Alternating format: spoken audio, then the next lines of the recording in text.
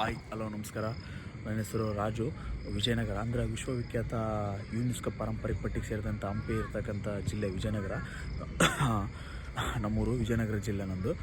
ವಿಜಯನಗರ ಜಿಲ್ಲೆ ನಮ್ಮದು ಒಂದು ಹಳ್ಳಿ. ಅಂದರೆ ನಾನು BCom ಎಲ್ಲ ಮಾಡಿಬಿಟ್ಟು ಕಾಂಪಿಟೇಟಿವ್ ಎಕ್ಸಾಮ್ಸಿಗೆ ಬಂದ್ಬಿಟ್ಟು ಓದ್ಬಿಟ್ಟು ಇವಾಗ ಸಿವಿಲ್ ಪೊಲೀಸಾಗಿ ವರ್ಕ್ ಮಾಡ್ತಿದ್ದೀನಿ ಹೊಸಪೇಟೆಯಲ್ಲಿ. ಸೊ ನಾನಿವತ್ತು ವೀಡಿಯೋ ಮಾಡ್ತಿರೋ ಉದ್ದೇಶ ಇದು 2025 November.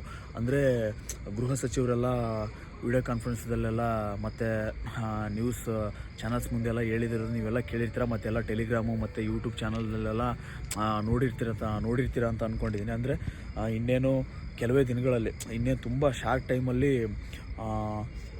KSP Karnataka state police ಡಿಪಾರ್ಟ್ಮೆಂಟ್ನವರು call form ಮಾಡ್ತಿದ್ದೀವಿ ಅಂತ ಹೇಳಿದ್ದಾರೆ. ಎಕ್ಸಾಮ್ ಸುಮಾರು ನೋಟಿಫಿಕೇಷನ್ಸ್ ಆಗೋದಿದೆ, ಮತ್ತು SDI FDI KAದರು ಮತ್ತು KPSC ಎಲ್ಲ ನೋಟಿಫಿಕೇಷನ್ಸ್ ತುಂಬ ಆಗೋದಿದೆ. ಯಾಕೆಂದರೆ ತುಂಬ ವರ್ಷದಿಂದ ನೀವು ನೋಡಿರ್ಬೋದು, ನಾವು ಎಕ್ಸಾಮ್ ಬರ್ತಿದ್ದೆ ಲಾಸ್ಟ್, ಅಲ್ಲಿಂದ ಯಾವುದೇ ನೋಟಿಫಿಕೇಷನ್ ಆಗಿಲ್ಲ.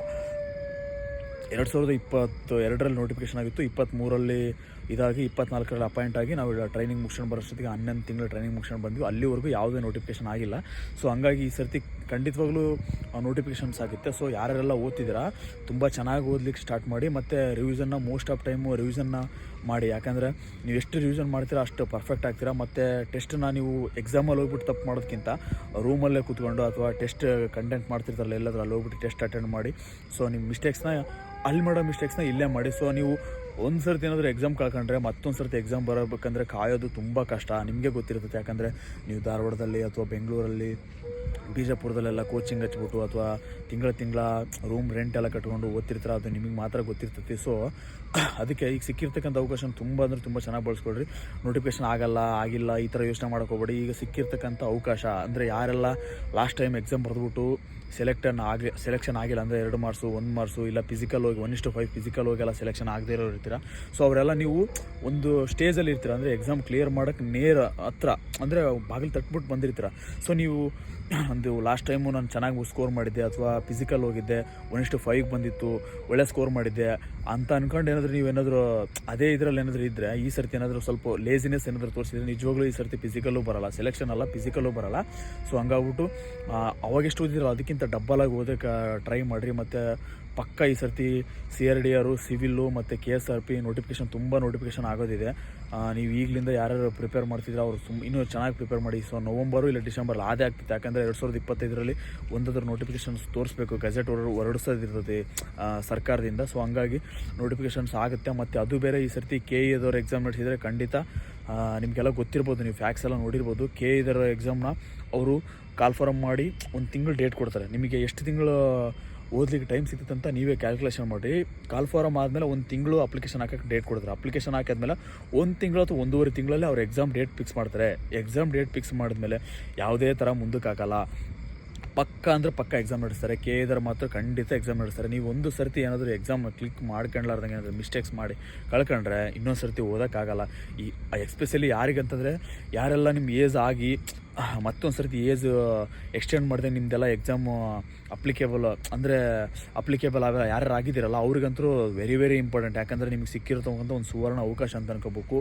ಏಜ್ ಎಕ್ಸ್ಟೆಂಡ್ ಮಾಡಿದ್ದಾರೆ 3 ವರ್ಷ, ಮತ್ತೆ ನೆಕ್ಸ್ಟ್ ಮಾಡ್ತಾರಿಲ್ಲ ಗೊತ್ತಿಲ್ಲ. ಸೊ ಯಾರ್ಯಾರಿಗೆಲ್ಲ ಸಿಕ್ಕಿದೆ ಇದು ಲಾಸ್ಟ್ ಚಾನ್ಸ್, ಯಾರ್ಯಾರಿಗೆಲ್ಲ ಇದೆ ಅವರು ತುಂಬ ಅಂದರೆ ತುಂಬ ಓದಿ. ತುಂಬ ಓದೋದಕ್ಕಿಂತ ಒಂದು ಕಾನ್ಫಿಡೆನ್ಸಿಂದ ಓದಿ. ಸೊ ಯಾವ ಬುಕ್ಸ್ ಓದಿದರೆ ಮಾರ್ಕ್ಸ್ ಬರ್ತದೆ ಅಂತ ತಿಳ್ಕೊಳ್ಳಿ. ಮತ್ತು ನಂದು ಇದು ಏನಂತಂದರೆ, ನೀವು ರಿವಿಷನ್ ಎಷ್ಟು ಮಾಡ್ತೀರಾ ಅಂದರೆ ಮಾರ್ಕೆಟಲ್ಲಿ ಹೊಸ ಬುಕ್ಸ್ ಬರ್ತದಂಥ ಹೊಸ ಬುಕ್ಸ್ ಓದೋದ್ರ ಕಡೆ ಗಮನ ಕೊಡೋದಕ್ಕಿಂತ ನೀವು ಯಾವುದು ಓದಿರ್ತೀರ ಅದನ್ನೇ ಹೆಚ್ಚು ರಿವಿಷನ್ ಮಾಡಿ. ಮತ್ತು ಈ ಕರೆಂಟ್ ಅಫೇರ್ಸ್ನೆಲ್ಲ ಕವರ್ ಮಾಡಿ, ಮ್ಯಾಗ್ಝೀನು ಮತ್ತು GK ಟುಡೇ ವೆಬ್ಸೈಟ್ ಕ್ವಶನ್ಸ್ನು ಒಂದಿಷ್ಟು ಸಾಲ್ವ್ ಮಾಡಿ. ಸೊ ಒಂಥರ ಅಪ್ಡೇಟ್ ಇರಲಿ, ಅಂದರೆ ಒಂಥರ ಸ್ಮಾರ್ಟ್ ವರ್ಕ್ ಮಾಡಿ. ಯಾಕಂದರೆ ಈ ಥರ ಅವಾಗಿನ ಥರ ಡೈರೆಕ್ಟ್ ಕ್ವಶನ್ ಬರೋದಕ್ಕಿಂತ ಒಂಥರ ಸಿಲೆಬಸ್ನ ಯಾರು ತಿಳ್ಕೊಂಡು ಅನಾಲಿಸಿಸ್ ಮಾಡಿ ಓದ್ಬಿಟ್ಟಿರ್ತಾರಲ್ಲ ಅವ್ರಿಗೆ ಈಸಿ ಆಗೋ ಥರ ಕ್ವಶನ್ ಸೆಟ್ ಮಾಡ್ತಿದ್ದಾನೆ. ಅಂದರೆ ಯಾಕಂದರೆ ತುಂಬ ಜನ ಎಕ್ಸಾಮ್ ಬರೆಯೋದ್ರಿಂದ ಈಸಿ ಕ್ವಶನ್ಸ್ ಮಾಡ್ತಿಲ್ಲ, ಒಂದು ಸ್ವಲ್ಪ ಡಿಫಿಕಲ್ಟ್ ಇದ್ದರೆ ಏನು ಪ್ರಾಬ್ಲಮ್ ಇಲ್ಲ, ಸ್ವಲ್ಪ ಕಟ್ ಆಫ್ ಕಡಿಮೆ ಮಾರ್ಕ್ಸ್ ನಿಲ್ತೈತಿ. ಸೊ ಹಂಗಾಗಿ ಸ್ವಲ್ಪ ಅದ್ರ ಕಡೆ ಗಮನ ಕೊಡಿ. ಮತ್ತು ಕ್ವಶನ್ ಪೇಪರ್ನ ಜಾಸ್ತಿ ಸಾಲ್ವ್ ಮಾಡಿ. KEದರ ಎಕ್ಸಾಮ್ ನಡೆಸೋದ್ರಿಂದ KEದರ ಕ್ವಶನ್ ಪೇಪರ್ ಸಾಲ್ವ್ ಮಾಡಿರಿ. ಒಟ್ಟು ರಿವಿಷನಿಗೆ ಜಾಸ್ತಿ ಮಹತ್ವ ಕೊಡಿ. ಸಮಯನ ಯಾರು ಯಾವುದೇ ಕಾರಣಕ್ಕೆ ವ್ಯರ್ಥ ಮಾಡಿಬಿಡ್ರಿ. ನೀನು ಪಕ್ಕದಾಗಿರೋನು ಯಾರೋ ಫೋನ್ ಯೂಸ್ ಮಾಡ್ತಿರ್ತಾನೆ ಅಥವಾ ಏನೋ ಒಂದು ರೀಲ್ಸ್ ಮಾಡ್ತಿರ್ತಾನೆ, ರೀಲ್ಸ್ ನೋಡ್ತಿರ್ತಾನೆ, ಇಲ್ಲ ಯಾವುದೋ ಹುಡುಗಿರ ಜೊತೆ ಮಾತಾಡ್ತಿರ್ತಾನೆ, ಹುಡುಗಿರ ಜೊತೆ ಸುತ್ತಾಡ್ತಿರ್ತಾನೆ, ಬೈಕ್ ಓಡಿಸ್ಕೊಂಡು ಸುತ್ತಾಡ್ತಿರ್ತಾನೆ, ಏನೋ ಒಂದು ಸಮಯ ವ್ಯರ್ಥ ಮಾಡ್ತಿರ್ತಾನೆ. ಸೊ ಅವರು ಮಾಡ್ತಾರಂತ ನೀನು ಮಾಡಿದರೆ ನಿಜವಾಗ್ಲೂ ನಿನಗೆ ಈಗ ಸಮಯ ನಿಂದಲ್ಲ, ಇದು ನಿನ್ನ ಸಮಯ ಅಲ್ಲ, ನಿಮ್ಮ ಅಪ್ಪ ಅಮ್ಮನ ಸಮಯ. ಯಾಕಂದರೆ ಅವರು ಎಷ್ಟು ದಿನ ಅಂತ ಕೆಲಸ ಮಾಡಿಸ್ತೀಯಾ, ಹಿಂಗೆ ಮಾಡಿಸ್ತೀಯಾ, ಅವ್ನು ಯಾರೋ ಒಬ್ಬರು ಮಾಡ್ತಾನಂತ ನೀನು ಹಂಗೆ ಮಾಡ್ತೀಯಾ. ಸೊ ಅವನಿಗೂ ನಿನಗೂ ಡಿಫಿಕಲ್ಟ್ ಇದೆ. ಅವನು ಈಗ ಲವ್ ಮಾಡ್ತಿದ್ದಾನೆ, ಬಟ್ ಮುಂದೆ ಒಂದಿನ ಅವನೇನೋ ಸೆಟಲ್ ಆಗಿಲ್ಲ ಅಂತಂದರೆ ಒಂದು ಹುಡುಗಿನ ಮದುವೆ ಆಗೋಕೆ ಒಂದು ಹುಡುಗಿನಿಗೋಸ್ಕರ ವರ್ಷ ಹುಡುಕೋಂಥ ಪರಿಸ್ಥಿತಿ ತಂದ್ಕೊಳ್ತಾನೆ. ನಿನಗೆ ಅದು ಬೇಕಾ? ನೀನು ಈ ಟೈಮಲ್ಲಿ ಲವ್ ಮಾಡಬೇಡ. ಚೆನ್ನಾಗಿ ಏನಾದರೂ ಓದಿದರೆ ಮುಂದೆ ಆ ಹುಡುಗಿರೇ ನೀನು ಲವ್ ಮಾಡ್ತಾರೆ. ಸೊ ಇಷ್ಟು ಹೇಳಲಿಕ್ಕೆ ಇಷ್ಟಪಡ್ತೀನಿ.